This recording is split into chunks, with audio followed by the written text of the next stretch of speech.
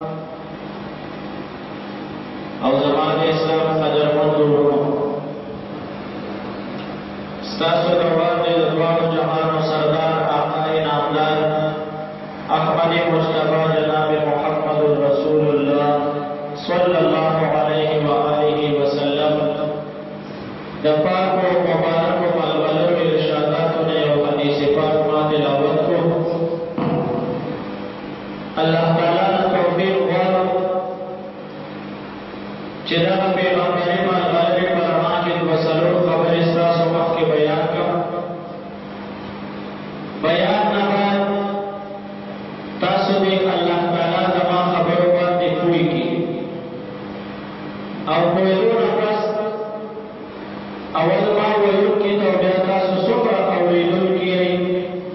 اللہ تعالیٰ دلو توبات صحیح عمل کو توفیق نصیب آمین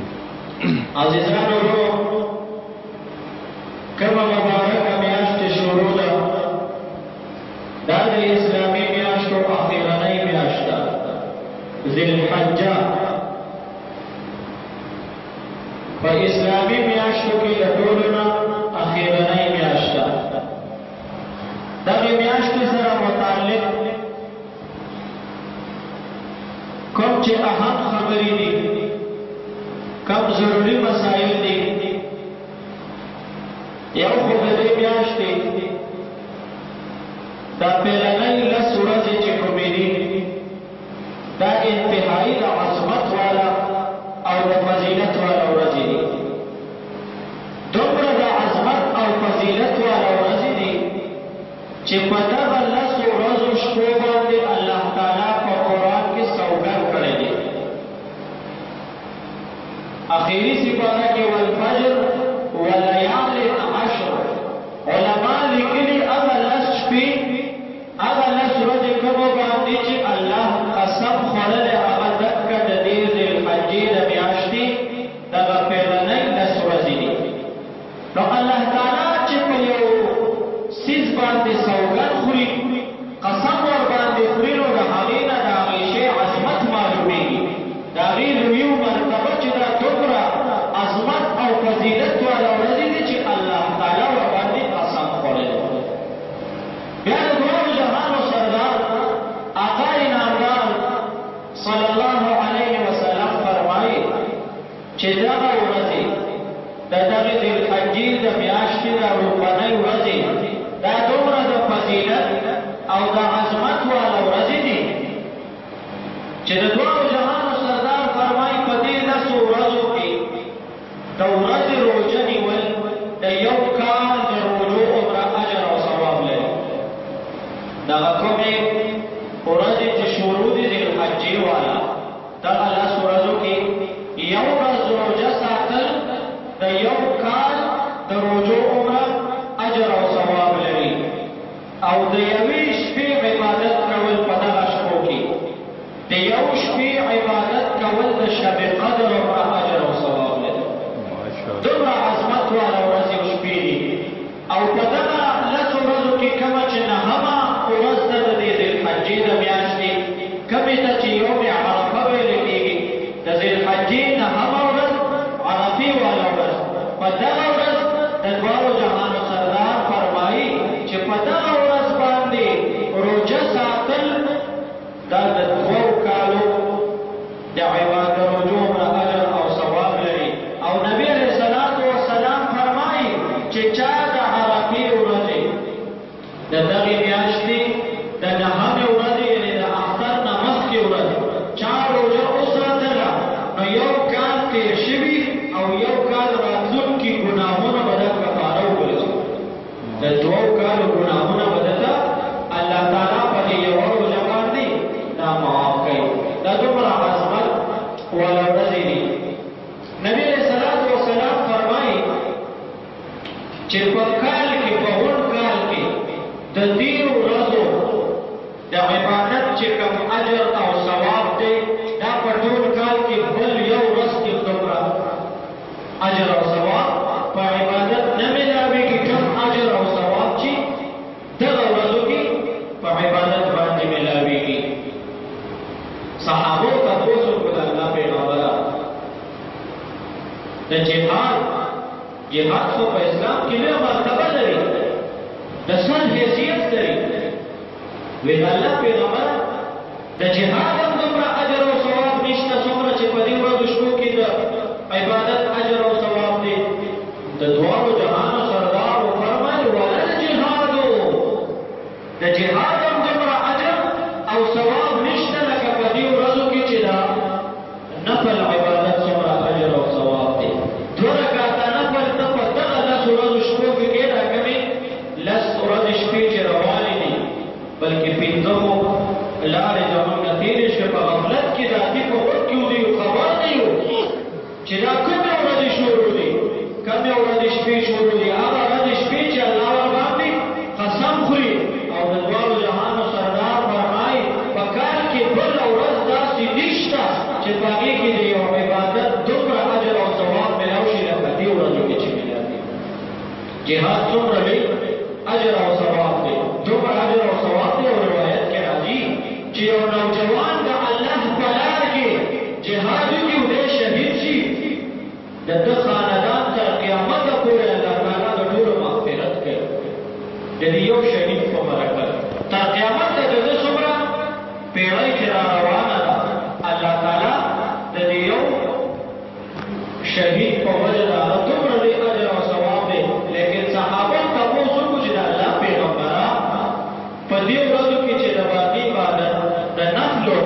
څومره اجر او ثواب دی، نو د جهاد هم هغومره ثواب نشته. نو د الله پیغمبر وویل وللجهاد فی سبیل، د جهاد هم دومره اجر او ثواب نشته لکه څومره چې په دې ورځو کې د عبادت اجر او ثواب دی. نو د یوې شپې عبادت کول، یوه شپه رول دومره اجر او ثواب لري لکه شب قدر، او یو ورځ روژه ساتل دومره اجر او ثواب لري لکه ټول کال چې روژې وساتي، د یوې روژې اجر او ثواب. او بیا کومه چې نهمه ورځ ده عرفې والا ورځ ده، نو په هغې باندې روژه ساتل د دوو کالو د عبادت ثواب میلاویږي. او د دواړو جهانو سردار وفرمایه وی د یو کال تېر شوي او د یو راتلونکي کال د ګناهونو کفاره ګرځي. نو دا خو د دغه لسو ورځو شپو هغه عظمت او فضیلت په روایاتو کې ډېر زیات راغلی. بله مسله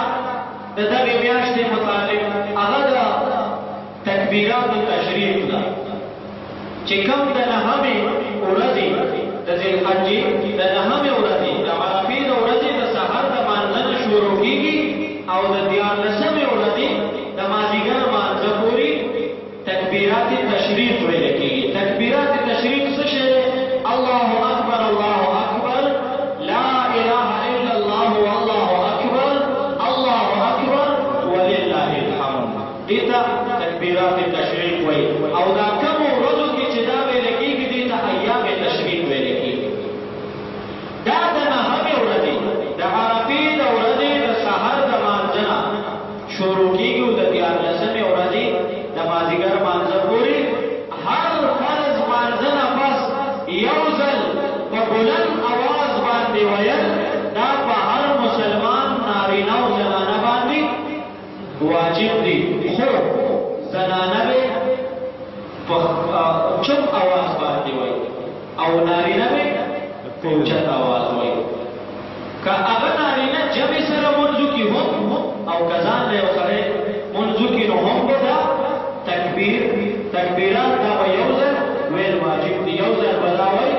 یو ځل ویل واجب دي. او ځان په مسله پوه کړه په اوچت اواز ویل واجب دي. ډېر خلک دې کې غفلت کوي، یا خو وایي نه، اکثر خو وایي نه، او که وایي نو ځان سره چپ نه چپ نه وایي، دا به په اوچت اواز وایي. یو ځل ویل واجب دي او اوچت اواز ویل واجب دي. که ته ځان له موضوع کې او که جمع سره موضوع کې د فرض مونځ نه فوراً بعد ویل دي. که چېرې یو سړي فرض مونځ وکړو او دغه تکبیر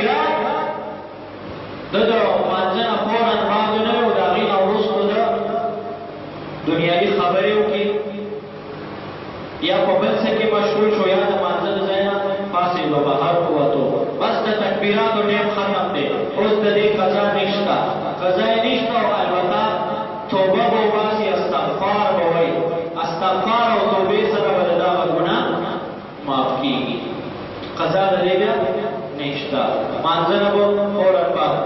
جمع سره چې منځو کې د امام انتظار هم نه کېږي ځکه امام انسان دی عاجز نه کېدی شي هغه نه هېر شوي وي نو بس چې مونځ وشو نو فوراً به د اوچت اواز باندې یو ځل الله اکبر الله اکبر لا اله الا الله والله اکبر الله اکبر ولله الحمد او زنانه به په چپ اواز وایي زنانه به په اوچت اواز نه وایي ځکه د زنانه اوازو عورت دی اگر چې زنانه نه په نورو څیزونو کې بات نه کوي خو د شریعت مسله دا ده چې زنانه اواز عورت دی نو زنانه بات نشي ویلی یا د قرآن تلاوت هم زنانه په زوره نشي ځکه اواز یې عورت نو چې د قرآن تلاوت نشي کولی تکبیرات نشي ویلی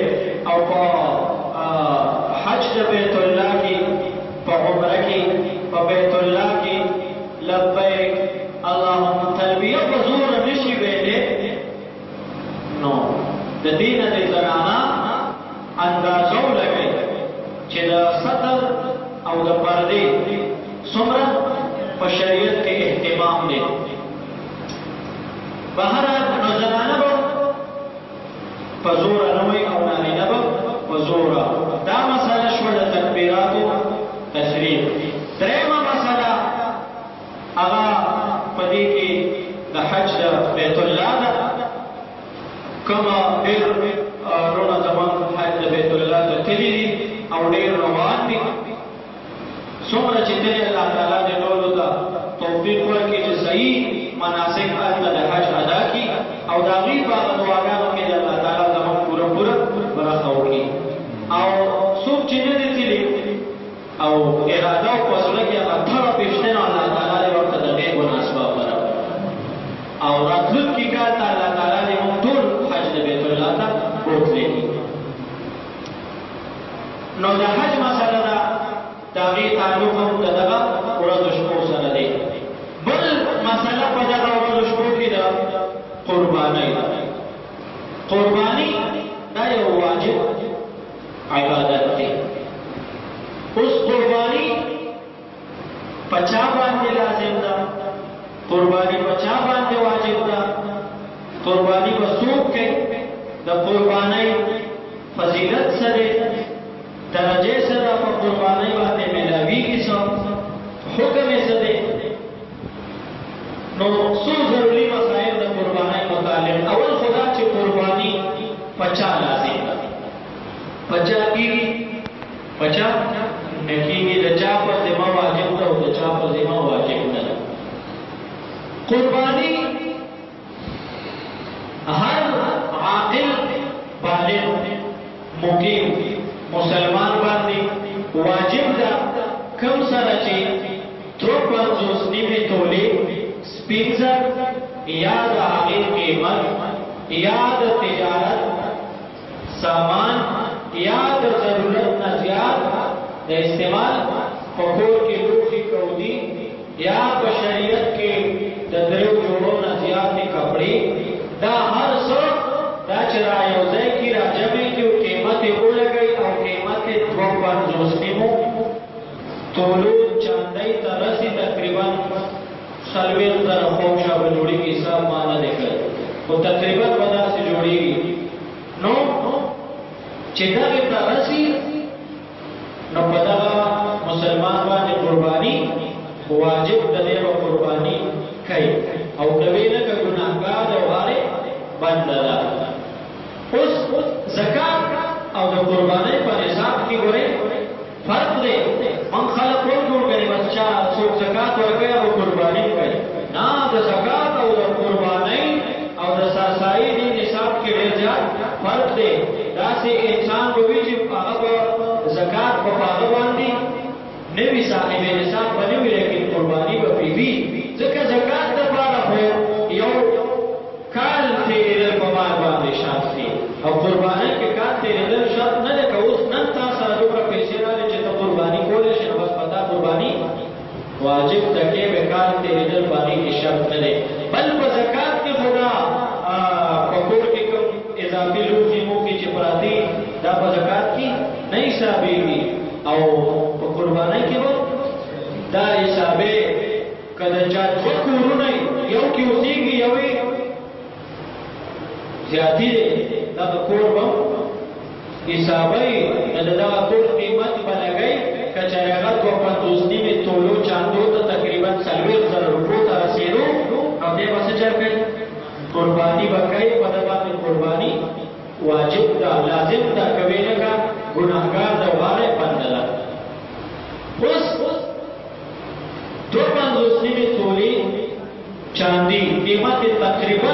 حساب باندې کړه او تقریبا 40,000 ته ځکه سرسایه قیمت حساب کړو اوس مونږ دې کړه تقریبا 40,000 یا سکم او یا لږ زیات و چې دا تور رسیږي نو دا انسان به قرباني کوي او کوي لکه که قرباني ونکړه نو د دوه جهانو سردار نبی علیہ الصلوۃ والسلام فرمایي ما وجد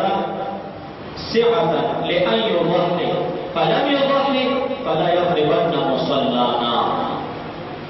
سخت خبره د دوه جهانو سردار کړي چې د چا وسط قربانۍ کېدو او د قرباني ونکړه نبی علیہ السلام فرمایي د اختر مستدی نه راځي د اختر مستدی نه راځي حالانکه د اختر د مانځه متعلق د نبی علیہ السلام ارشاد دی چې د اختر مونځ ته تاسو ماشومان راولئ څه شی راولئ ماشومان هم د اختر مانځه ته راولئ هغه بوډاګان چې کمزوري دي او د مانځه قابل نه دي نبی علیہ السلام فرمایي اوچت دي که هغه د اختر مانځه ته راولئ ولې چې په دې کې الله تعالی یو عام اعلان کوي د بخښنې او د مغفرت نو تاسو چې کوم بیماران ضعیف کمزوري د مانځه قابل نه دي هغه هم راوچت کوي او څه چل کوي د اختر مانځه ته راوړئ ماشومان دومره اهم دی د اختر مانځه ته دومره اهم دي لیکن بل طرف ته نبی علیہ السلام فرمایي چې د قربانۍ وس دي او او دې نه کړو د الله پیغمبر د اختر مستقبل راځه ولې مرزا د اختر مستقبل مرزا تا باندې قرباني لازم او قرباني دي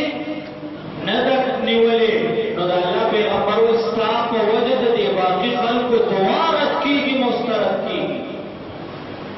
ته دومره مرداري چې ستا د وجه نه د دې نور خلکو دعا مسترد کیږي رد کیږي نه قبلېږي نو تا د سره مانځه ته د اختر زکه مرزا د اختر مونځ واجب دی قرباني نو قرباني نه کېو مانځه ته د سپینه ټوپۍ په سر کړ مخکې سم کې ولاړ یو خوشبو دې لګولې د څه د اختر مانځه ته ځو د اختر مونځ څه شی دی واجب دی د اختر مونځ چا واجب کړی دی الله تعالی قرباني چا واجب کړی نو یو خبره باندې ولې نه مانی دال مې کوچکاله کړل یو منی یو نه منی نو چې یو نه منی قربانی نه کېنو د اختر مانځه راتلو د زړه د نور خلکو او دعا خرابې دومره سخته خبره د الله پیغمبر وکړه چې د قربانۍ وس د چا او د قرباني نه کړه د اختر مانځه ته دي او وس څه شی دی نو وس ما تاسو ته ووایي وس دکه شی دی د کور جاتي لوښي لرګي چې کوم استعمالېږي نه او د شو میټ لپاره تاسو شوکیس کې د لرګي سیټ بیل دی او د اډوکي بیل دی او د سټیل بیل دی او د پالیسټر بیل دی دا ټول سیټونه راواخله د دې قیمت ولګوه تا سره نیټ والا موبایل دی غټ د 15-20 هزار روپو سیټ در سره دی دا وپکې حساب کا تا سره په کور کې ټلویزیون دی دغه ټلویزیون څه چلو کا د دې قیمت ولګوه دا حساب کا د دریو جوړو نه زیاتې جوړې دي هغه څه چلو کا هغه حساب کا د یو ټوپک د یو تماچې نه زیاتې وسلې په کور کې پرته ده هغه څه چلو کا هغه حساب کا که قیمت یې 40,000 روپو ته 250 تولو چاندۍ ته رسېدو په تا قرباني لازم ده ستا وس شته لیکن زمون هر سیس ته وس شته خو قربانۍ ته زمون وس نشته. ګوره پخوا بجلی وي کاکا، د بجلی وي پخوا نه وي که نه؟ بجلی نه وي. نو اوس د هغې خلکو ګزاره کېده ژوند یې تېرېدو که نه تېرېدو؟ بغیر بجلی ژوند تېرېدو که نه تېرېدو؟ زما او ستا ښه تېرېدو. اوس دا بجلی یو ډله ده او نه وي چې زما وس نشته نو زه بجلی نه لګوم. دا به څوک 5,000 او 3,000 او 10,000 د میاشتې بیل جمع کوي، زما په وس نشته. دا څوک وایي؟ شته داسې کور په دې کلي کې چې زما وس نشته. دا څوک وایي؟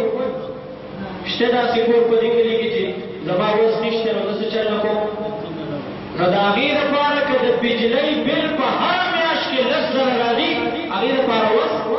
شته. خو که په کال کې یو ځل د قربانۍ 10,000 حصه راځي، نو هغې دپاره وس نشته. دا موږ خدای ته دوکه ورکوو. څه چل کوو؟ د بل دپاره زما وس شته. ولې بغیر بجلۍ ژوند نه کېږي؟ مشرانو ژوند کولو که نه کولو؟ بغیر موبایله ژوند نه کېږي. بغیر موبایل راډو کېږي نه. زه چلو جدید دور دی، ټکنالوژي دور دی. زه چلو بغیر موبایله ژوند کېږي نه. نو موبایل خو په 4,500 باندې ساده موبایل کېږي، په هغې باندې ستا ټلیفون کېږي که نه کېږي؟ نو تا چې د 20 او د 25,000 روپو سیټ ساتلی، دا ضرورت دی؟ ضرورت دی؟ تاسو وایئ که فیصله په تاسو دا ضرورت دی؟ نه. نو دا سیټ په داسې ځل کې دا به حساب کې د دې قیمت به ولګي. په کور کې یو زنانه سره سونه ده، سونه به ورسره وي او هغه به قرباني نه کوي. او دلیل یې ولم پیدا کړی، مفتیان هم دي د ځانه، دلیل یې هم ورته پیدا کړی. ښه پلانۍ تا سره خو کالی شته، د قرباني ولې نه کوې؟ کالی خو را سره شته، خو پیسې را سره کړه. پیسې چې را سره نشته نو قرباني څنګه وکړو؟ کالی خو شته، خو پیسې چې نشته نو څه چل وکړو؟ نو دا څه چل کول شریعت وایي دا خو څه چل، هر څه چل چې کوې به ته کوې. یو ګوټ دې مات کا، یو ګوټ دې لر کا، شریعت وایي هغه خرڅ کا، زرګر کاکا له اوسه او څه چل وکړه؟ نو بیا وایي چې خانه دا خو چې انتظار کالی و یو ګوټ لرګو نو څو کاله کې به څه چل شي؟ کالی به ختم شي. نو چې ختم شو خو بس خلاصه شوې که نه؟ بیا خو ګنجې په سر تار نه لري بچه، کار نه دی. بس بیا خو چې کالی تا سره نشته نو بیا درباندې قرباني هم نشته، نو بیا بېغمه باچا یې در زکات. نو قربانۍ ته به بانې او ویلې مه ګوره. تا په ګاونډ کې ستا په رشته کې هم نه، خالي په ګاونډ کې چې خالي جوړه شي او ته په 3,000 او 4,000 ځله د زنانو یو جوړه په 3,000 4,000 یو جوړه، او ته د ګاونډي واده ته 2 سوټ اخلې چې یو به د شپې راچومه او بل به ډولۍ ته اچوم. هغه چې ته اخلې نو زه اوس هغه ټایم کې بیا پته نه وي چې هغه ته څه کوې. قربانۍ دپاره وایي زه به څه کوم، نغدې چې نشته. نو هغه جوړۍ اخیستو دپاره چې دې څه کول، هغه څه چل وکړه؟ هغه قربانۍ. بعضې خلکو ذهن کې دا چې یاره ما سره خو سونه چاندي مثال یا د ضرورت د حاجت نه سیوا سامان شته، خو ما سره دې وخت کې نغدې نشته. نو که زه ګنې چا نه قرض راواخلم قربانۍ دپاره، نو په قرضو قرباني کېږي که نه؟ ولې نه کېږي؟ ته ځان دپاره د غم خدای دپاره بل نه قرض راخلې که نه راخلې؟ هغې دپاره راخلې او دې دپاره دې ته اوس باندې ګورې چې بلکل کېږي، ښه صحیح پې کېږي. قرض به چا نه راخلې، خو څه به کې قرباني به کې چې وس دې وي. او وس څه شی دی؟ وس ما تاسو وویل 2.5 تولې چاندۍ قیمت، یوه توله سونه ده چا سره، یوه توله سونه. نو که صرف سونه یې چا سره نو چې د 9 تولو نه کمی هغه بیا قرباني نشته. خو چې صرف سونه یې، سونې نه علاوه نه ده سره چاندي شته، نه ورسره نغدې شته، نه ورسره د ضرورت نه زیات سامان ته. داسې څوک شته؟ داسې یو زنانه تاسو ما ته ښودلی شئ چې هغې سره سونه شته، خو نه ورسره د چاندۍ یو ګوتمه قدرې شته، او نه ورسره په شوکیس کې د ضرورت نه زیات سامان شته، او نه ورسره د 3 جوړو نه سیوا جوړه نقد لسل روپۍ ګنې به ورسره داسې څوک شته نو چې کله در سره نقد لسل روپۍ دي یا د ضرورت نه زیات سامان دی یا د پیو نه علاوه زیاتي څښي کټي دي یا د یو ټوپک یو تماچې نه زیات وسله د تا سره یا در سره د ساده موبایل نه علاوه رنګین او کیمرې والا او نیټ والا موبایل دی یا در سره ډېر هر څه به راجمع کړې نو بیا به د دې قیمت چاندۍ ته راغلی او چاندۍ کې چې تقریبا 250 نیمو تقریبا ما ته وایي تقریبا 40 زره نو چې 40 زرو د هر څو یا دوه کوره دي یو کې اوسېږي بل در نه فالتو دی هغه کور حساب کا نو څه چل او علما لیکي چې دومره جیداد د یو سړي وي دومره جیداد د یو سړي وي په مسله ځان پوهوئ که کوئ او که نه کوئ هغه کار ستاسو خپل دغو چې مسلې نه خبر یې چې دومره جیداد د یو سړي وي چې په هغه جیداد کې هغه ټول کال اوچه روټۍ بغیر ترکارۍ په اوچه روټۍ د هغه ګزاره کېږي د باندې قرباني شته د ترکارۍ نه علاوه په سپوره روټۍ چې سپوره پورې نه دومره جیدادې وي چې دومره غله دغه آباده کېږي چې اوچه روټۍ په ټول کال نو څه چل به کوي قرباني به کوي نو هر سړی به مسئله دا ده چې 250 نیمه تولید چاندي یا د هغې قیمت یا د ضرورت نه زیات سامان جوړې جامې او یا لوښې لرګي یا د ضرورت نه زیات دویم کور یا د یو ټوپک یا د یو تماچې نه علاوه په کور کې زیاتي وسله یا موبایل یا ټلویزیون دا هر څه دا به را جمع کی قیمت به ولګي چې 250 د زرګر نه به تاسو کې چې چاندي توله په سودا 250 نیمه تولو څه قیمت جوړيږي چې د هر څه قیمت را جمع کی وغه ته رسیږي نو څه چل وکړي قرباني وکړي کم ساروي چې تا ارټ د پاره ساتلې یا دی یوې د پاره ساتلې یا دی په د پاره ساتلې هغه پکې نه حسابېږي ستا ضرورت دی او که اسې دی بلا سکټي ساتلې دي نه پي کوي نه پي ارټ کې او نه پي یو کې او کال پس ته د بدرو له خاصه بل فواید ما وسنشته د قرباني الله تعالی ته دوکه مو ورکو الله تاسو وسکاري د فرج اغشتو د پاره د هر سړي وسشتا پلاني وي اغشته کله سکور په پوزیشن وکړو فرج به اخلم دا یخه الماری به د دې دروازې شاته ودرو ټیوي د پاره د هر سړي وستا که هر سي اوس چې په ټیوي باندې چې زما بچي بل چا کوي ټیوي ته لاړ شي او دا موبایل د پاره د هر سړي وستا چې اخلاق کو سم اتیا جیبه به اخلاق نن سبا له ساده موبایل چا سره شته چا سره ټول صحابه تبعی دی کاکا خبره تبعی او تبعی په اشارو چلیږي بس صرف شاوت ورکړي ټول رد لګاله لکانه ایدا شاوتونه ورکړي نو ورکړي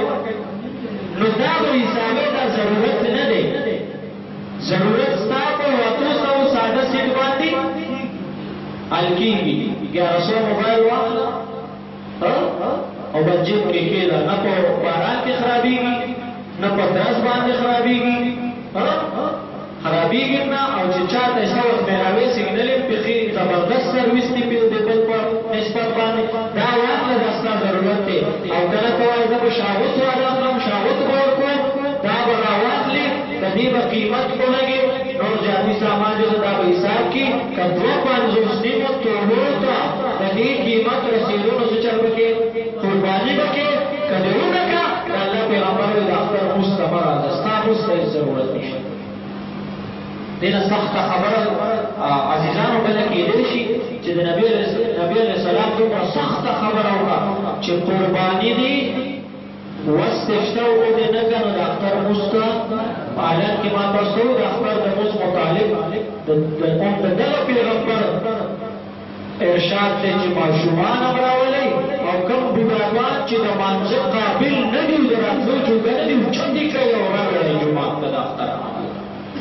ځکه چې د اختر پرځ الله تعالی عام اعلان کوي دومره اهم دي د اختر مانځه ته راتلل لیکن بل طرف ته هغه پیغمبر وایي چې د قربانۍ وسو او قرباني دي نه ده نیولې نو د اختر مونځ ته مه راځه ولې مه راځه ستا د وجې د باقي خلکو دعا مسترد کېږي د باقي خلکو دعا مقرب او مونځ مقرب نو د قربانۍ مسله ده قرباني په ګډ چیلي مذکر مؤنث دواړه دا د یو کس د طرف نه قرباني کېږي او په غوی مذکر مؤنث دواړه میخ او سنډا اوخه مذکر مؤنث دواړه په دې کې اووه کسو پورې شریکېدی شي په ګډ او چیلي کې کال عمر شرط تراخي کړي وي کړي خو چې د کال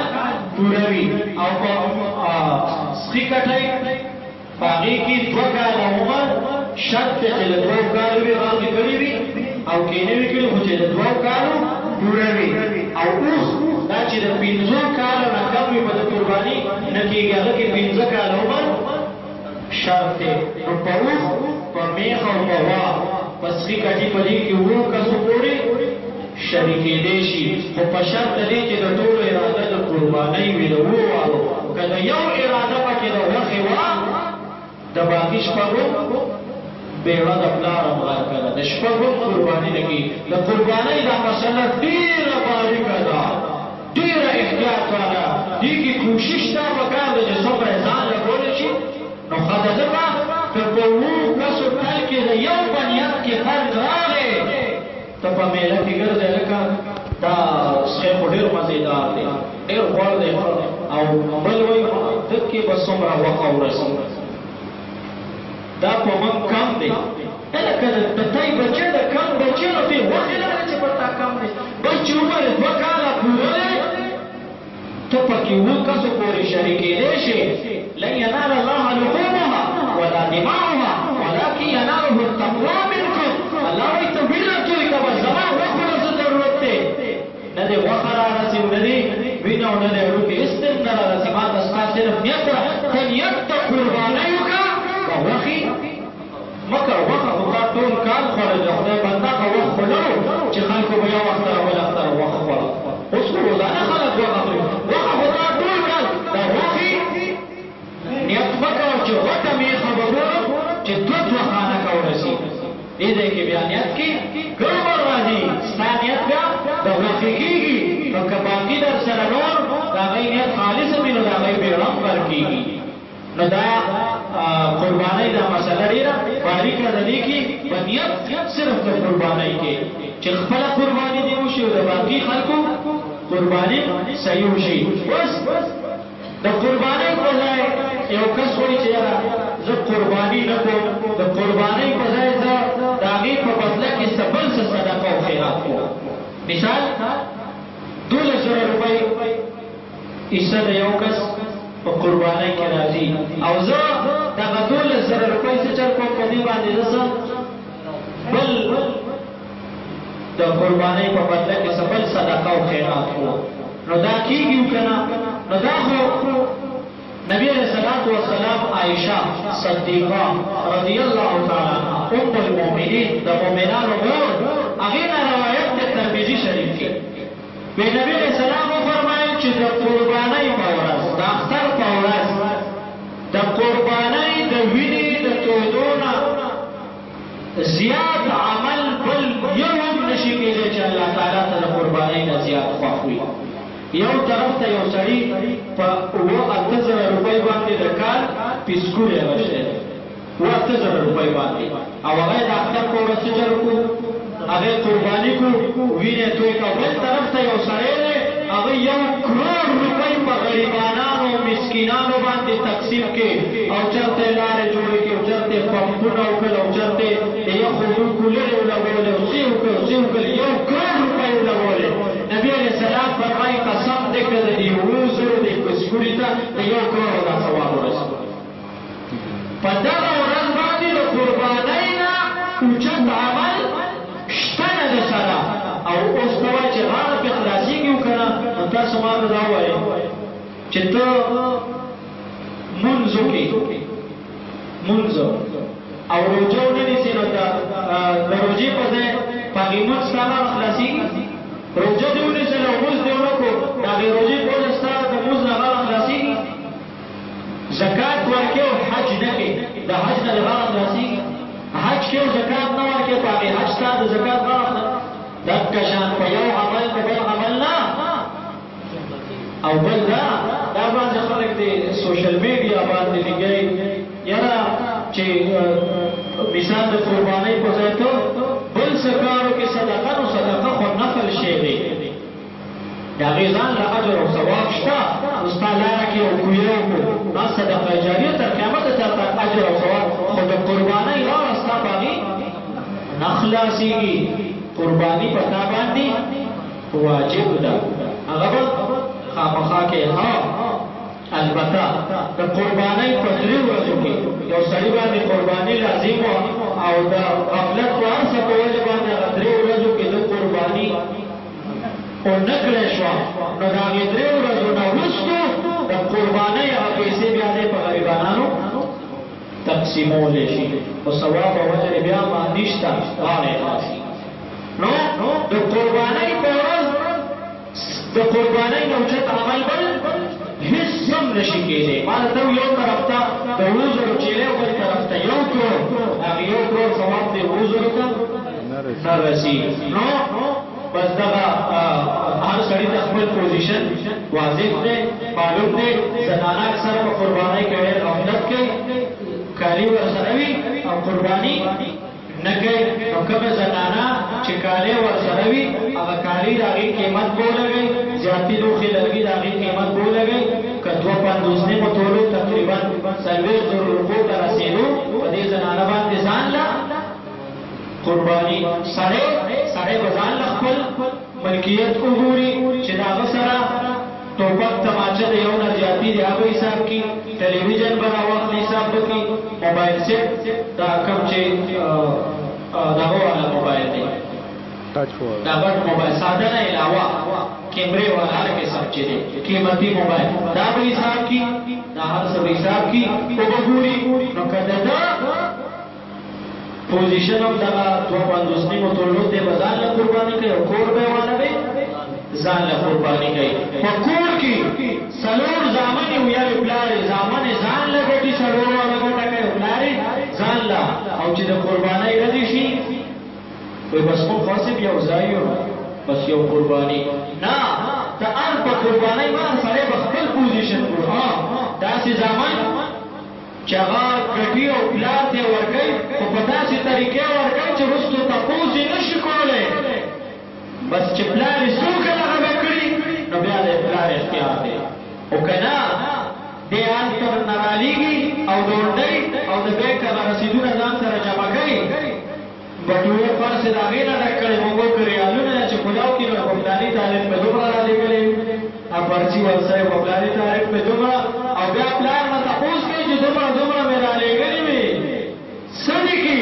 نو که د پلار نه یو ځای دا تپوس کولی شي هغه به بیا څه چل کوي هغه به بیا ځان له خپل پوزیشن ګوري نو ځان له به د په پلار به هغه غاړه نه خلاصي به هر حالت چاته ښه پته ده ما تاسو ته ووایي دغسې خلک قربانۍ د څه چل کوي بانې لټوي د بجلۍ د بل دپاره د هر چا وس شته فرج دپاره وس شته موبایل دپاره وس شته واده ته 3 سوټونو اخیستو دپاره وس شته هر څه دپاره وس شته قربانۍ دپاره نشته قرباني اوچت عبادت ته نبی علیہ السلام فرمایي چې د قربانۍ په څاروي د چاړه راښکله او د هغې روغبنۍ احساس کې دا ځمکې ته رسي نو د هغې څاروي په بدن چې څومره ویښته دي که ستا ګناهونه د هغې ویښتو برابر وخورئ ټول ما دومره لوی عبادت دی دومره لوی اجر او نبی علیہ السلام وفرمایي د قربانۍ دا څاروي سره د وینې سره د سربنې او سره د هډوکو د هر څه سره دا به الله تعالی په قیامت کې راواخلي او 70 ګونه به څومره 70 ګونه 2 کیلو دی 70 کې بوله زره به ورکړي نو هغه به ستا په تله د نیکۍ کې واچوي ماشاءالله نډوی عبادت ته اهم عبادت ته سستی پکی نه د پګا او باقی بچاکی او بچانه کیږي نو مساله دار او باقی پوزیشن اپ چاله خپل معلوم نه خپل ګریوان کې سوچو کی چې آیا د قربانای کول پوزیشن کی یم کنه زما واسطه او که نشتا الله تعالی دې عمل توفیق را نصیب کی وکړ نه مخالف هزار تقریر مناسب د حال بس یو کلام داستان شي او چې زړه کې مینه نوي مې بنشي د مولا په تقریر واخر دعوانا